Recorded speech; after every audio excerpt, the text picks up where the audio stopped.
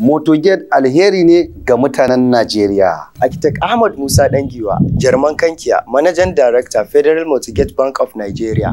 Very popular man on his effort for the development of all civil servants by building houses and give it out to them. And they can pay it by part payment from their salary so that it can be easy for them to have their own houses. A ɓangaren Mortgage Bank, ba a taɓa MD kamar Architect Ahmed Musa Dangiwa ba. Shi ne ya yi ƙoƙari ya hoɓɓasa kuma ya rawar gani. Ya jajirce sana ya gina gidaje sama da aƙalla 1,000 a kowane ɓangaren jiha na ƙasar nan domin sawa ma ma'aikata muhalli wanda ake ba su wannan muhallin a matsayin loan a dinga cirewa a hankali a cikin albashinsu har su kai ga sun gama biya sun mallaki gidajen a matsayin nasu na kansu. Idan muka yi duba da wannan ba ƙaramin ci gaba bane ga al'ummar Najeriya baki ɗaya. May Allah subhanahu wa ta'ala support and courage to Architect Ahmed Dangiwa on his good and successful mission to our society. And may Almighty God help and develop my nation, Nigeria.